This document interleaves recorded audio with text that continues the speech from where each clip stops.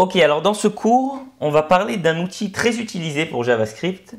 Il s'agit de la console des outils pour développeurs de Chrome. Ok, donc on met en place. Donc pour afficher les outils pour développeurs de Chrome, il y a plusieurs façons. La première, c'est de cliquer droit quelque part sur l'écran et de faire inspecter éléments. Et vous voyez, ça affiche tous vos outils ici.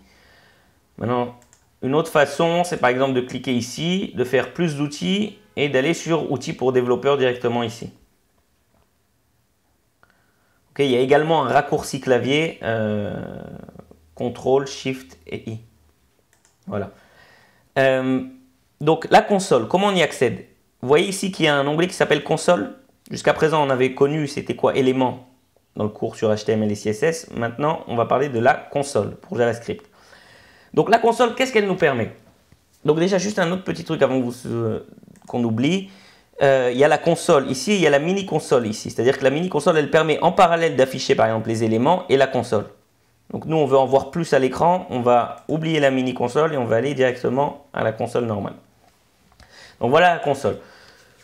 Qu'est-ce qu'elle nous permet? Elle nous permet d'exécuter et d'afficher du JavaScript à l'écran. Je m'explique. Je vais dire quelques petits trucs là qui ne vont pas vous parler parce qu'on ne les a pas encore vus ensemble, mais on va les approfondir par la suite. Une des fonctions de JavaScript, c'est par exemple la fonction alerte qui permet d'afficher un pop-up à l'écran. Donc si je viens là et j'écris alerte avec un message particulier, par exemple hello, voilà, et que là je tape sur entrée, vous voyez, ça m'a affiché un pop-up ici à l'écran avec le message hello. La seule façon d'arrêter, c'est de mettre OK ou de fermer le pop-up. Donc ça, ce alerte, c'est une fonction de JavaScript. On va mettre OK. C'est une fonction de JavaScript. Donc je l'ai tapé dans ma console et ça m'a permis de l'afficher directement mon pop-up. Donc ça m'a exécuté du JavaScript. Donc là, faites pas attention à marquer undefined, c'est tout simplement parce que cette fonction ne retourne pas de valeur. Voilà.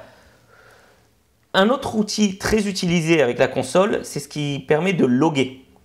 Okay, par exemple, imaginez que vous avez un certain processus dans lequel il y a l'étape 1, l'étape 2, l'étape 3, et à chaque fois vous voulez savoir à quelle étape vous êtes arrivé et suivre le processus dans la console. Donc, dans votre code JavaScript, là on va le taper directement dans la console, mais normalement, imaginez que vous le faites dans votre code JavaScript, pas dans la console, et que le résultat s'affiche dans la console. Maintenant, on va même taper le code JavaScript dans la console, parce que c'est tout ce qu'on sait faire pour le moment. Donc, console log, c'est-à-dire que je log dans la console un certain message. Par exemple, nous, on va loguer le message, on va dire, voilà, je suis arrivé à l'étape 1. Étape 1. OK? Donc là, si je tape sur entrée, vous voyez, il m'a écrit étape 1. Tout simplement parce que je lui ai demandé de loguer dans la console l'étape 1. OK, ça aussi, c'est également une fonction de JavaScript. Donc, je l'ai tapé ici. Et ce qui est le plus important, c'est de voir que ça m'a écrit dans la console le étape 1. Donc, voilà, on vient de faire connaissance avec la console des outils pour développeurs de Google Chrome. Sachez qu'on va beaucoup l'utiliser par la suite.